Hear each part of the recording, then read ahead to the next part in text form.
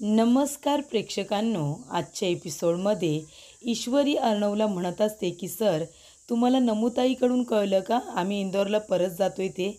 तेव्हा अर्णव म्हणतो, मला कुणाकडून कळलं कुणाकडून नाही हे महत्त्वाचं नाही आहे, तू इंदोरला जातेस हे महत्त्वाचं आहे. का जातेस तू इंदोरला? तेव्हा ईश्वरी म्हणते, सर अहो पण मी इंदोरला एक ना एक दिवस जाणारच होते ना, ते आम्ही आता जातोय, त्यात काय एवढं सर?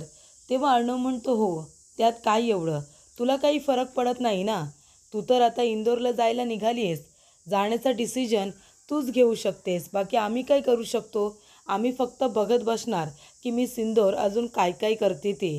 तेव्हा अर्णव म्हणतो की हे बघ, सात्विक फॅशन जॉईन करण्याचा डिसिजन तुझा होता, त्याच्यानंतर तो सोडण्याचा डिसिजनसुद्धा तुझाच होता आणि आता इंदोरला जाण्याचा डिसिजनसुद्धा तुझाच आहे, बरोबर की नाही?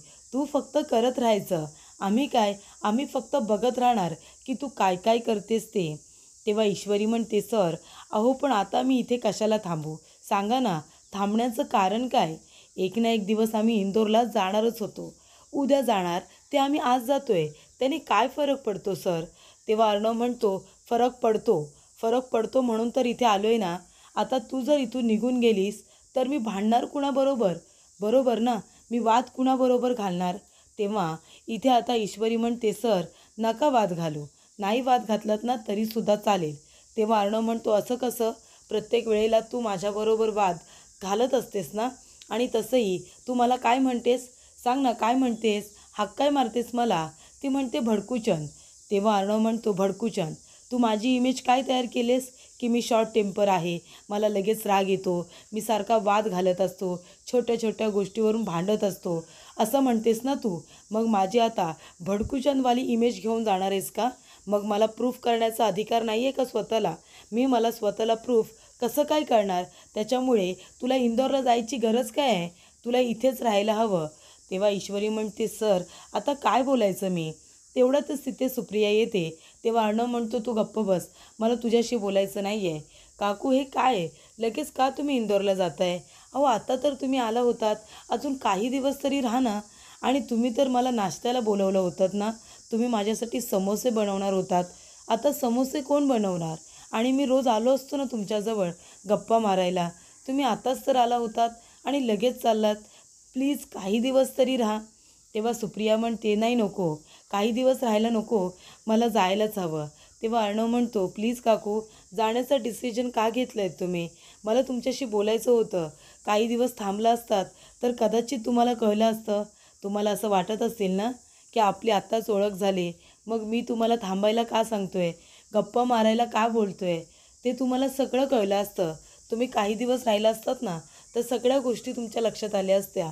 पण असं अचानक काय घडलं आहे की तुम्हाला लगेच उद्याच्या उद्या जावं लागतं आहे? का काकू, तुम्ही तर काही दिवस राहणार होतात, म्हणून तर तुम्ही मला उद्या समोसे खायला बोलावलं होतं ना. प्लीज थांबा, म्हणजे तुम्हाला कळेल की मी तुम्हाला का थांबायला सांगतोय ते.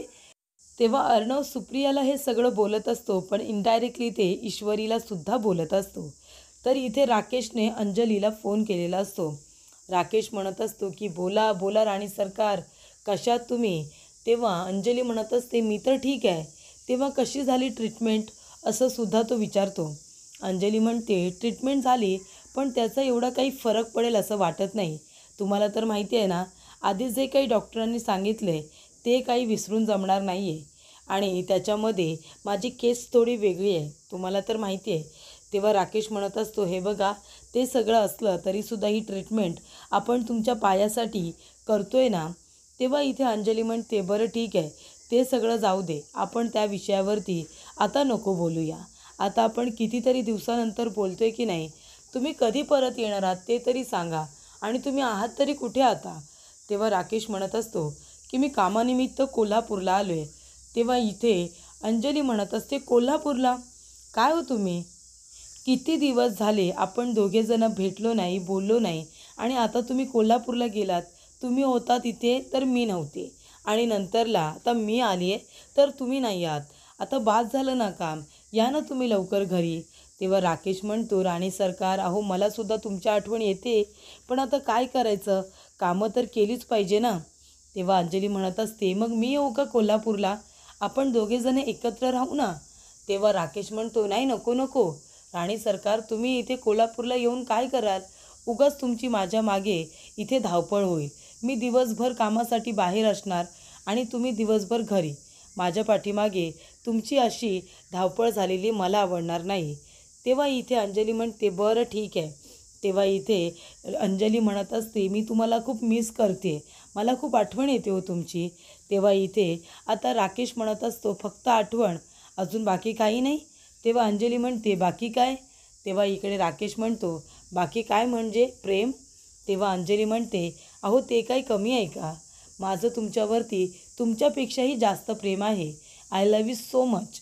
तेव्हा राकेश म्हणत असतो की आय लव्ह यू टू राणी सरकार. तेव्हा अंजली म्हणत असते की मी तुमच्यावरती खूप प्रेम करते आणि तुम्हाला खूप जास्त मिससुद्धा करते. कळते का तुम्हाला? माझं तुमच्यावरती तुमच्यापेक्षाही जास्त प्रेम आहे. तेव्हा इकडे I love you too much असं सुद्धा ती म्हणत असते. तर इकडे दोघेही आपल्या मनातल्या भावना एकमेकांना सांगत असतात. अंजली सगळं मनापासून बोलत असते, मात्र राकेश हे सगळं वरवर बोलत असतो. त्याच्या मनामध्ये तर जागा फक्त ईश्वरीनेच केलेली असते. त्यानंतर प्रेक्षकांनो, इथे आता राकेश फोनवरती बोलत असतो, तेव्हा इकडे ईश्वरीच्या बाबांनी बोलणं ऐकलेलं असतं. तसंच इथे अंजली फोनवरती बोलत असते, तेव्हा अर्णवने तिचं बोलणं ऐकलेलं असतं. तेव्हा इकडे आता काका म्हणत असतात की राकेश. तेव्हा राकेश खूपच जास्त घाबरतो. त्याला वाटतं की आता ह्या म्हाताऱ्याने जर सगळं ऐकलं तर याला उत्तर काय देऊ ना. तेव्हा इकडे अंजली म्हणत असते की अर्णव, बॅड मॅनर्स. कोणाचं तरी बोलणं असं लपून छपून ऐकायचं नसतं आणि खास करून नवरा बायकोचं बोलणं असं चोरून ऐकणं बॅड मॅनर्स आहेत. तेव्हा अर्णव म्हणतो, सॉरी ताई, म्हणजे मी इंटेन्शनली थांबलो नव्हतो. अनइंटेन्शनली तुझं सगळं बोलणं माझ्या कानावरती पडलं आणि खरं सांगू का, मला ऐकून छानच वाटलं ना. खरंच म्हणजे तुझं आणि जिजूंचं प्रेम असंच नेहमी टिकून राहू दे गं. तुमच्या प्रेमाला कुणाची दृष्ट लागायला नको. खरंच सांगतोय मी, तुम्हाला दोघांना असं एकत्र बघून, असं एकमेकांवरती भरभरून प्रेम करताना बघून मला खरंच खूप आनंद होतो. तुमचं हे प्रेम नेहमी असंच एकत्र राहिलं पाहिजे. कुणाचीही दृष्ट नको लागायला त्याला. तेव्हा इकडे आजी आहे त्याने म्हणत असते, अर्णव, अरे तुझी दृष्ट का लागेल बरं तिला? भावाची कधी आपल्या बहिणीच्या संसाराला दृष्ट लागते का?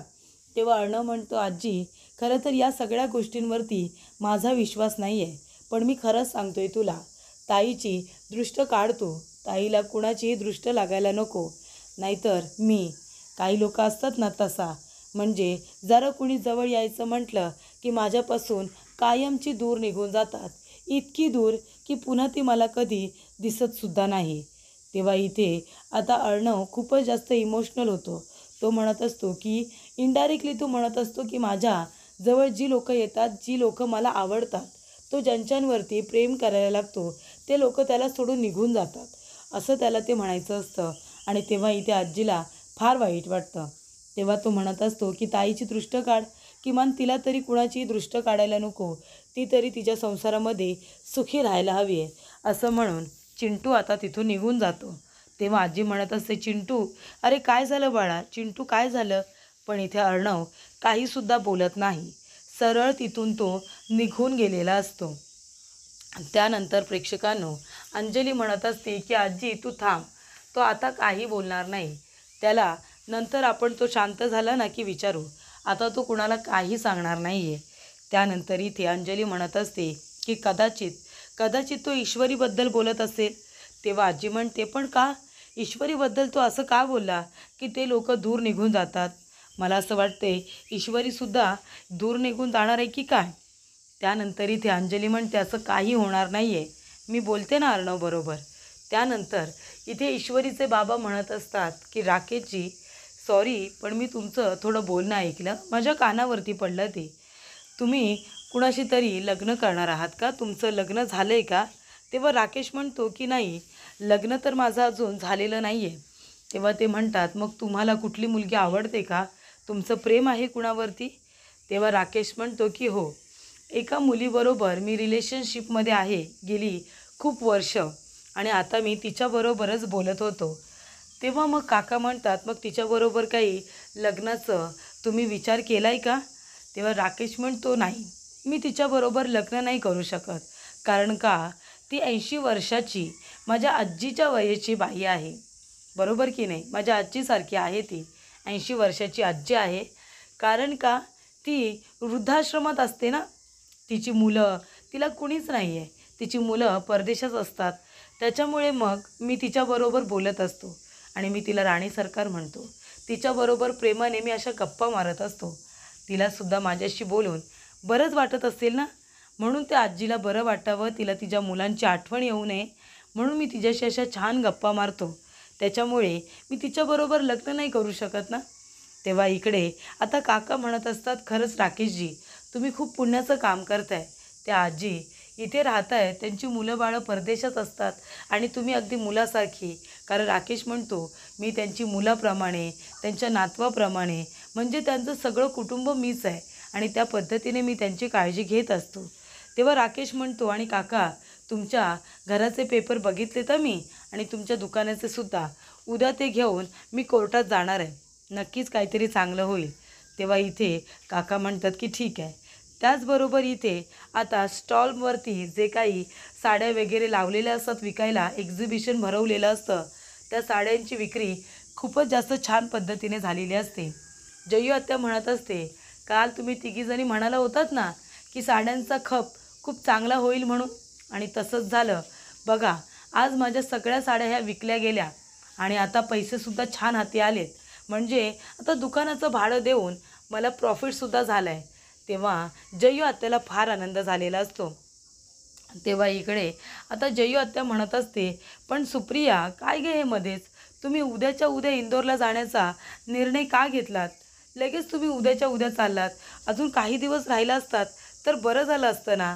काय गं इशू, समजाव तुझ्या आईला. तेव्हा इशू म्हणते, आत्या आता सगळी तयारी झाली, सगळी पॅकिंग वगैरे झाली, आता काय थांबायचं. तेव्हा नम्रता म्हणते, हो ना मी सुद्धा माझी बॅग पॅक केले. तेव्हा सुप्रिया म्हणते, आणि तसंही एक ना एक दिवस परत जायचंच होतं ना, आणि तिथेही कामं आहेतच की. तेव्हा इकडे इशू म्हणते, आणि तसंही आत्या अगं बाबांनासुद्धा आमची आठवण येत असेल. बाबांना भेटूनसुद्धा किती दिवस झाले. तेव्हा आता कधी एकदा इंदोरला जातोय असंच आता वाटतंय. तेव्हा जयू आत्या म्हणते, घ्या म्हणजे इथे तुम्हाला तिघींना पण थांबायचं नाही आहे. मीच आपली म्हणते की थांबा थांबा म्हणून.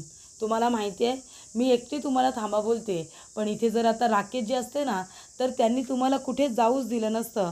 तुम्हाला असं फोर्स केलं असतं ना की तुम्हाला इथे थांबावंच लागलं असतं. त्यानंतर ईश्वरी म्हणते की आत्या अगं तुला माहिती आहे का, अर्णव सरसुद्धा आले होते इथे. ते सुद्धा आईला म्हणत होते की लगेच इंदोरला का जात आहे म्हणून, अजून थोडे दिवस, काही दिवस तरी राहा असं म्हणत होते. तेव्हा इकडे आता जयू आत्या आपल्या मनामध्ये म्हणत असते, काय तो अर्णवसुद्धा इथे आला होता आणि तो सुद्धा थांबायला सांगत होता. नाही नाही, मग इंदोरला जाता येत ना लवकरात लवकर, तेच बरं आहे, जाऊ दे लवकरात लवकर. तसंही इथे अर्णवचं इथे येणं खूपच जास्त वाढत चाललं आहे. या ना त्या कारणाने सारखा घरी येत असतो कारण काढून. मग त्यापेक्षा आता हे लोक जेवढ्या लवकर इथून जातील ना तेवढ्या लवकर जाऊ दे, चांगली गोष्ट आहे. त्यानंतर इकडे आता जयू आत्या म्हणत असते, सुप्रिया माहिती आहे का गं, तिथे गेल्यानंतर आहे ना तुम्हाला इंदोरला राकेशजीसुद्धा भेटतील. राकेशजींबरोबर तुमचं बोलणंसुद्धा होईल. मला असं वाटतं आहे की ही भेट आहे ना देवच घडून आणतो आहे. म्हणून तर तुम्ही उद्याच्या उद्या इंदोरला जाण्याचा निर्णय घेतलात ना. तिथे गेल्यानंतर राकेशजींजवळ तुमचं बोलणं होईल.